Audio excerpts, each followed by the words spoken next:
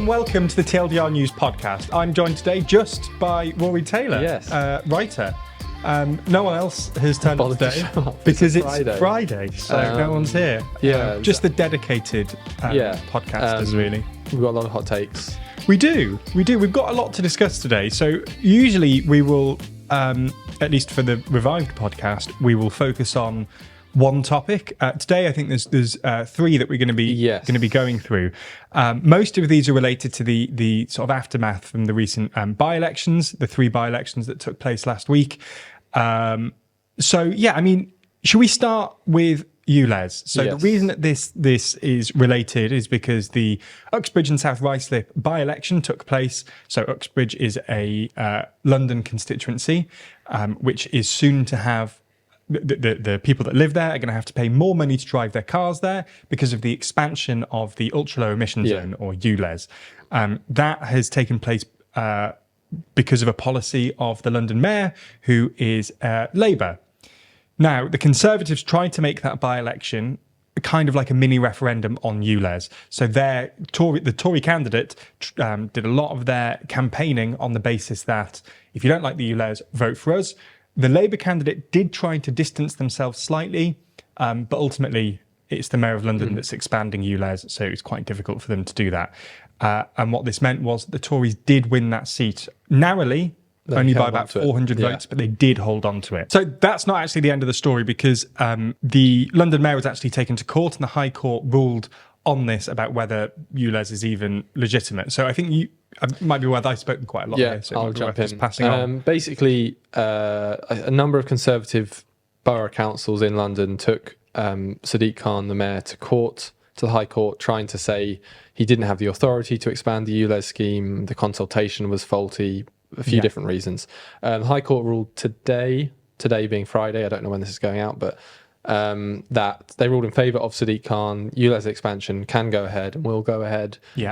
So they failed in their bid to try and stop it. So that's the legal battle, I guess, is over now. But presumably the political battle, it will still go on, in that it will still be a talking point. But as far as we can tell, it's going to happen, and Sadiq Khan has kind of celebrated the ruling. And I think it's interesting. I've seen quite a few commentators say a lot of the opposition to the ULEZ expansion has been built up before it's happened, and when it does go ahead, after it goes ahead, that in theory that opposition might decline, because they might realise that actually it doesn't have a wider impact on them as they might expect. Because it's something like 90% of cars in the area that it's being expanded to are already compliant with the ULEZ zone. So the ultra low emission zone, just for people that don't know, it's only people with older, more polluting cars even have to pay this. So I think it's like 2014, 2015 is the cut-off, although diesel cars, I think it's a little bit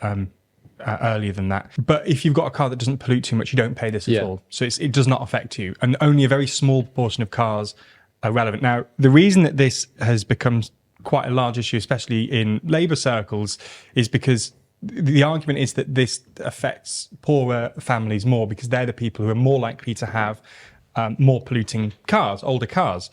Now, there is what's called the scrappage scheme, which the London government will give you a little bit of money to get rid of your old car so you can buy a newer one, but it's not too good. So the main thing here, though, is that it's exposed these sort of these disagreements, specifically within Labour, because you have the mayor actually doing this policy. You have Keir Starmer, who's come out more recently and said that maybe Sadiq Khan, the London mayor, should rethink on this policy. Then you have the candidate in Uxbridge, the Labour candidate, who would try to distance himself from the scheme itself. So it's sort of exposed this. And I think there's been some concern within Labour circles that maybe Keir Starmer is going to try and use this as justification to row back some of his climate promises. It's interesting because I think the word you used, rethink, was what Starmer said. Now that it's been decided that the expansion is lawful and it is going ahead, I don't know how much rethinking there is Sadiq Khan can do. No. But it looks like, if you look at what Keir Starmer said in full, he hasn't said we shouldn't do the ULEZ scheme. He's not saying we should scrap it or anything. He's talking about making sure that the people who are most affected by it are helped to make the transition they need to make. I also think it's interesting that the argument about families that are less well off being more likely to have older cars. I guess that is true when you look at if you just look at families that own cars, but I'm sure that if you just look at the entire population, the people in the kind of less well off bands, they're less likely to even have a car at all, let alone an older car. These are people who are going to be taking the bus, taking public transport. So I am skeptical of that argument that the expansion of ULEZ is worse for people with less money, effectively. But regardless, there is, like you said, there is this debate in Labour. And one of the key dynamics now, I think, when it comes to climate policy in Labour is Keir Starmer and Ed Miliband. So Ed Miliband is shadow, I think he's climate, whatever the new department is called. It's something like energy... Energy security and net zero. I think it's energy. I think that's the one. Ed Miliband has been for years now. He's been really big on pushing bold action on climate change, on emissions, and things like that. And you're starting to see this tension between what he wants to do and what Keir Starmer wants to do, or the kind of hesitancy of Keir Starmer to make the kind of big commitments on climate policy. I think we mentioned last week about the Labour have already said they'll delay their £28 billion green investment plan if they come into power next year. I think this is what kind of frustrates me slightly about this whole situation. It's that you have a situation where the Labour Party has been really trying, especially post-Corbyn, to get their footing in the polls.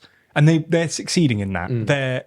They've been ahead by more than 10 points, which is significant. In some cases, in excess of 20, and at one point, even 30 points ahead. I mean, that is just to put that into perspective. In the history of modern polling, the reliable, frequent polling from sort of the late 90s, you do not see a party, especially in opposition, ahead by that amount for that amount of time. So for like 2 years.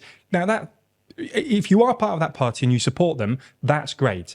But with that, you are given the ability to actually come up with some bold policies, because you might turn off some people, some more moderate people who might then switch. But if you drop 2 or 3 points because you're enacting a more bold policy that you believe in, that's a trade-off you're willing to make. I think politics is a lot of trying to trade off, trying to win over and keep moderate voters whilst also going for policies that you believe in and that your base believes in.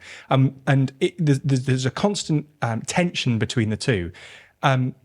Labour has gone so far towards trying to maintain this moderate thing that they are really far ahead. I don't even think willing to trade that off. People they're now trying to go for. They're people so far into the conservative side of the spectrum that it's a party that they're reaching so far across that the kind of things they're saying really don't resonate with the kind of classic hardcore Labour members. I think they're the ones who are being disappointed by it. I think it is just. I think that's the word that I would use. Is it that it's disappointing, especially because it's not a huge. I don't think this is something that will even lose them that much support. You might lose a couple of people who are climate deniers who are otherwise more moderate, but you're not really turning that many people off. And if anything, you're alienating your base a lot more. I just think it's madness. That they are rolling back so much of their climate commitments. But most of the things they have U-turned on or kind of walked back on, they do it under the justification of the economics, the finance argument, and that is because they've set themselves these fiscal rules that they want to abide by. And also you see them now using the kind of framing that the Conservatives were using at the 2010 election when they were saying there's no money left, and you've got Labour saying the same thing. But that's how the Conservatives justified austerity in the early 2010s, and now you've got Labour leadership saying there's no money left. We've got to be careful, how we spend it. And you think this is kind of like an upside down world that we're in. It's frustrating that they're allowing themselves to I don't know how to phrase this, but they are letting the Conservatives dominate the conversation on climate change because they're setting the agenda. They're setting the agenda, and the frustrating thing is that Sunak, I mean, we were talking about this in the office today, is the most right-wing prime minister at least since Thatcher, specifically on energy. His predecessors have largely been actually quite good. Johnson, we spoke about this last year. Liz Truss as well. We can't. She's only in 49 days. No one knows what she did. Yeah. But of people who are actually prime ministers, Johnson, I had my issues with him. That's been well recorded. We've spoken about this on the podcast before. But he had some element of him believed in climate change, that it was happening, and enacted policies that reflected that. And Theresa he talked May, about, I know rhetoric is not the same as policy, but he wanted to present himself as a green person. He did. What was the whole Kermit the Frog thing he did in a speech? He says it is easy being green. Being green, yeah. And then prior to him, Theresa May was the person who put in the net zero by 2050 pledge. David Cameron had his whole green agenda before becoming prime minister, and he's pictured like in the Arctic, I think, with some doing some publicity thing. Anyway, point is, previous prime ministers, conservative prime ministers, have really tried to demonstrate their green credentials. So this isn't even a left-right issue. Yeah. It's the fact that Sunak is so right-wing, and he's trying to, make this a left-right issue when it isn't, and Labour are allowing him to do that, and they are trying to move with him on this, which is just madness to me, especially when, as I've said before, they're so far ahead in the polls. You should be able to, that inherent tension between, doing things that you believe in, and that your base believe in, and trying to appease moderate voters, they have the space to do this. And it's not even something that is that inherently political, as we brought up. So there was the crazy thing from Labour's, they had a national policy forum recently, and Keir Starmer, talking about the ULEZ scheme, was saying, the exact quote, I think he said, "We're doing something wrong if policies from the Labour Party end up on every Tory leaflet." And you think, obviously, you don't want to walk into traps with policies. You don't want to do something so bad that it's an obvious, mistake. Yeah. But generally, if you're an opposition party, you should be comfortable with the fact that the government are going to attack your proposals and your policies. Exactly. You shouldn't be designing your policies based on whether they're going to be attacked by the government. But there's no sign that kind of strategy is going to change. I think they're going to keep doing that up until the election, I suspect. Yeah. But who knows? Who knows? So without me getting more angry, let's move on. So the other two things that we are going to speak about, one of them is younger people in politics, which we've sort of spoken about a bit before. I think let's do that now. Yeah. Actually, let's. This has kind of come off the back of two things. One, the election of Keir, the 25-year-old, as the new Labour MP for Selby and Ainsty, and the second, similar but kind of reverse in a way. Is it Charlotte Owen? Charlotte Owen, yeah. I didn't want to get that wrong. Charlotte Owen has just joined the House of Lords, aged 30. She was a former Boris Johnson staffer who Boris Johnson kind of elevated to the House of Lords in his resignation honours list. And this has kind of sparked a whole debate about young people in politics, specifically kind of, not elected to office, because obviously one of those isn't elected, but young people in national politics, I guess would be the right phrase. I kind of want to start with the Ian Dale tweet, just because absolutely, yeah. I don't like dunking on individual people too much, but this is kind of sums up the quality of the debate over this, I think. So there was lots of criticism over Charlotte Owen going into the House of Lords because she only spent something like 2 or 3 years working in Boris Johnson's government. There's been all sorts of reports about how her CV had been slightly embellished about the kind of level at which she was working there. To the point where a lot of people quite fairly think she hasn't had the experience and probably hasn't done enough to deserve a place in the House of Lords. That's what a lot of people are saying. So Ian Dale, who's a Telegraph columnist and radio host, I think, he said, her crime is not to be young, it's to be conservative. This criticism comes from the same people who rejoiced in Mary Black's election and the election of a 25-year-old on Thursday in Selby. The hypocrisy is breathtaking. I'm going to let you jump in and get I want to jump in on this. I think the inverse is true about hypocrisy here.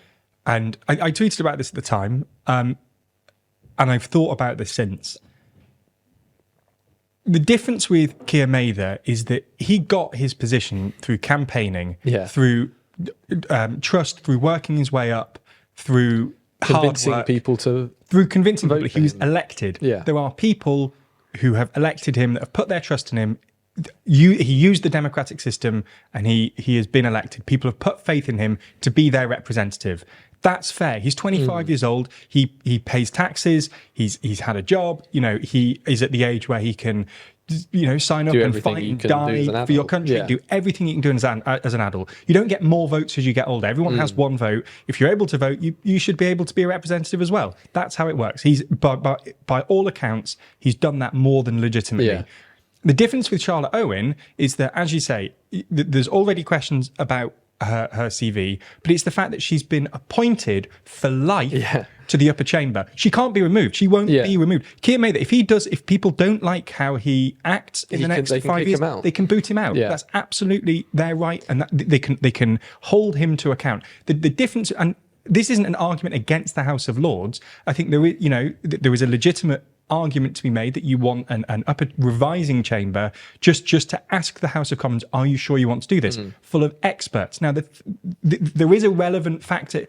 With the House of Lords, there is a relevant thing with age, because with that comes experience, and it's meant to be an experienced chamber, a chamber that has collective experience, expertise, so that they can say to the House of Commons, are you sure you want to do this? The House of Commons is different. And that's why you can be booted out. If you're not good enough, you can be booted out. The House of Lords, you can't, because you're meant to be an expert. You're meant to be above all of that. My personal opinion is that I guess, so I have feelings about the House of Lords that I'm just going to ignore, and let's pretend the House of Lords is the way it is and we're not going to change that. Yeah. But I would be fine with more 30-year-old lords, but as long as they have experience that kind of means they deserve to be there, or they would be useful to have there. I kind of agree with you in the sense that I think that age is an indication of experience, but not always. Yeah, it's not. It's certainty. like there'll be. It's not a guarantee. You could put a 70-year-old in the House of Lords who also has no useful or relevant experience.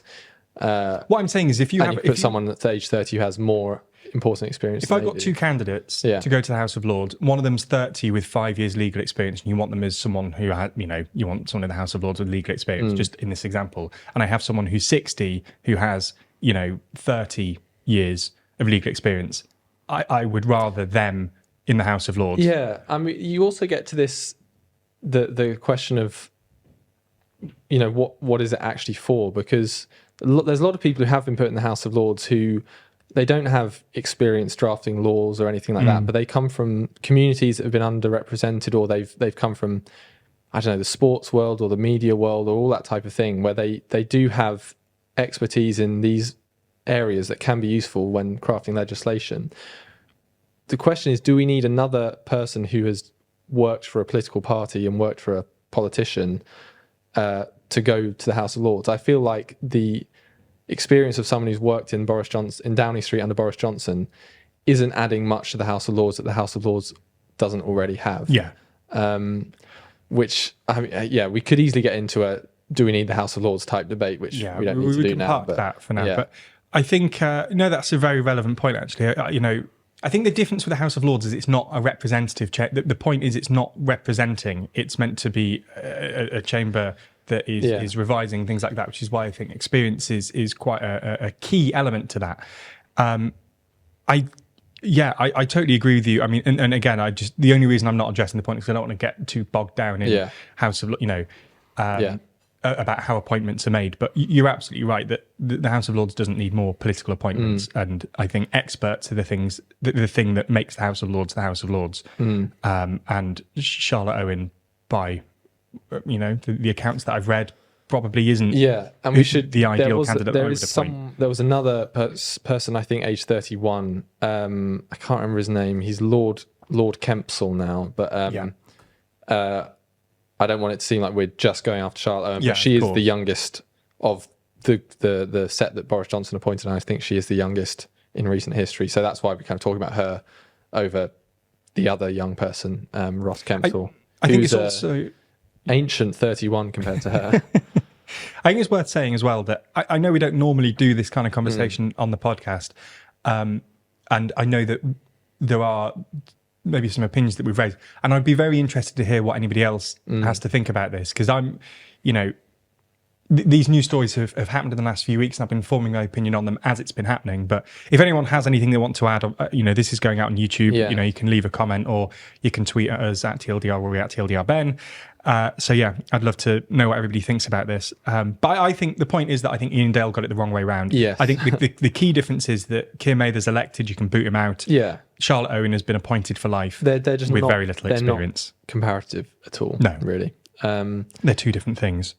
On the subject of 25-year-old Keir Mather, I was thinking I absolutely wouldn't want to go to the House of Commons. I mean, I don't know. Maybe I will when I'm 40 or 50. But age 20, I'm 24 now. Yes, he's 25. You're 20. I'm 24 as well. If I'm thinking me next year, I don't want to do that. I watched after he won. The first thing, loads of reporters gathered around him and were like, "Do you support Keir Starmer's policy on not scrapping the 2-child benefit limit?" I was thinking, well, I know he obviously wants to do this job and he's straight into it, and that's part of the job. It just made me think, no, wouldn't want to do that at all. I feel like we've now discussed this enough that I do feel like I need to make a minor disclaimer here. Okay. I'm excited for what this is going to be. Which is that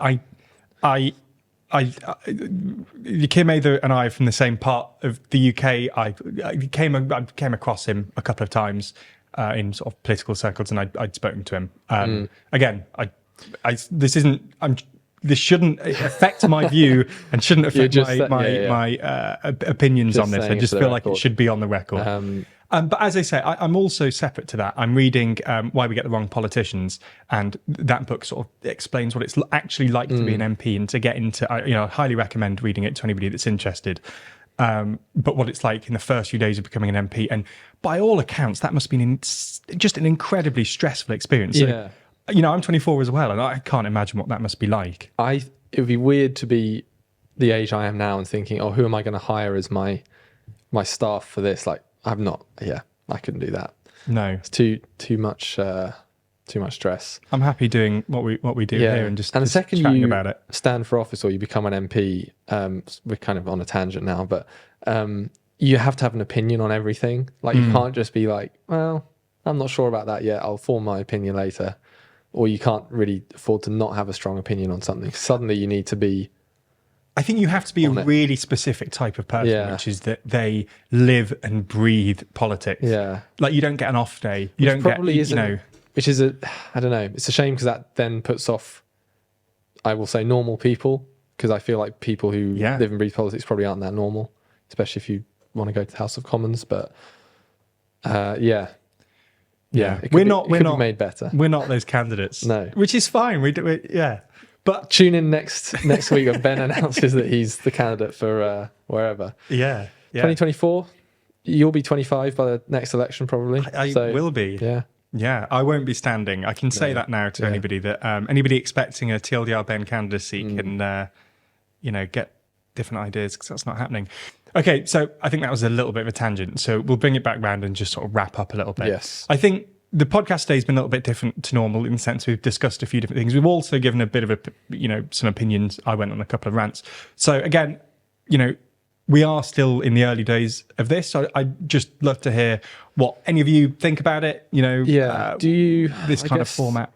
Well, there's lots of different ways we could do it, but 2 ways, for example. Do you want us to talk about multiple things in an episode, or kind of deep dive into one thing? I don't know. It's hard to know what people want. Yeah. So make sure you let us know. And we'll be back again next week, either in a format similar to this, or maybe more people will actually be in the office, and we can have a bigger panel. Film on a Thursday instead of a Friday instead. Yeah. Hope someone shows up. Well, anyway, thanks for joining, Rory. And hopefully it won't just be me sort of talking to the thin air next week, and you'll be hearing some other more than the thin air. No, that's true. What I mean is, hopefully you will still be here next week, so that I won't have to speak to thin air. Well, thanks for watching, everyone.